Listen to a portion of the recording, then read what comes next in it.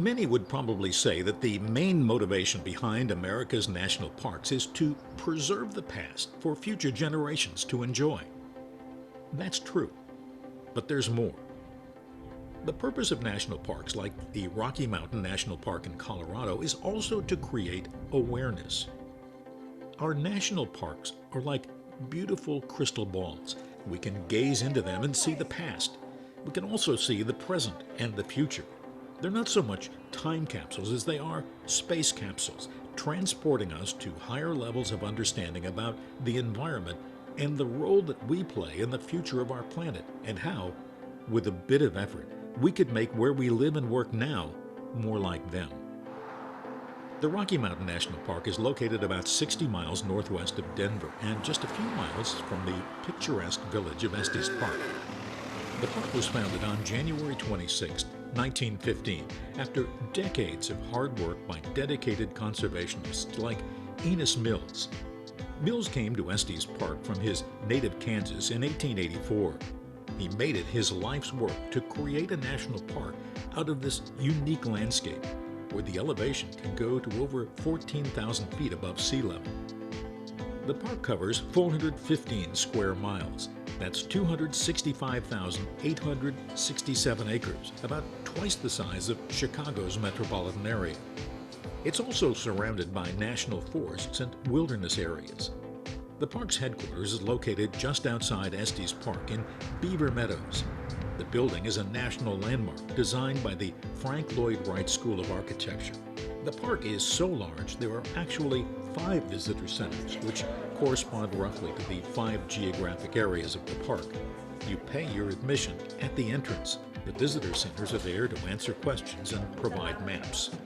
The park sits astride the Continental Divide, meaning that rain and snowfall on the western slope of the mountains flows to the Pacific Ocean, while the rain and snow on the east slope flows in the opposite direction.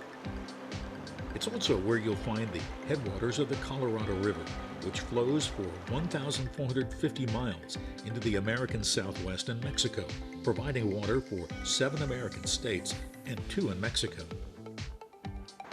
In 1976, the United Nations Educational, Scientific, and Cultural Organization, UNESCO, recognized the area as a World Biosphere Reserve. That's because the park represents a unique place where you can get a deeper understanding of the changes that come through the interactions of environmental and social systems. It's a living laboratory that helps us see biodiversity while allowing for the sustainably and responsible use of our natural resources. The park's vital statistics are impressive. There are 450 miles of rivers and streams, 350 miles of hiking trails, and 150 lakes.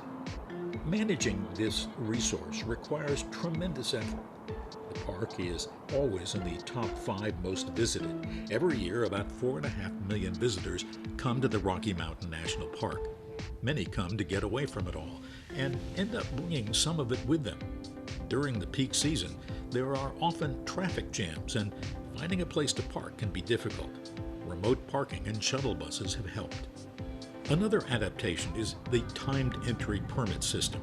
From May 27th through October 10th, all visitors who enter the park between the hours of 9 a.m.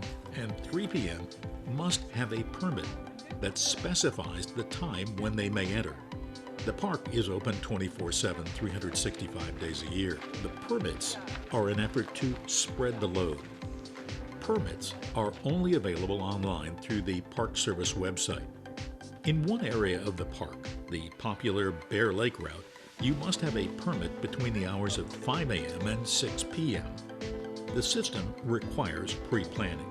You may be able to get a permit the next day. Some are held in reserve, but there's no guarantee, so to avoid disappointment and frustration, it's best to do your homework and plan well in advance. Permits are free, but you will also need to pay an admission fee. There are a number of options, from a one-day fee to a lifetime pass, so consult the website and choose whichever works best for you.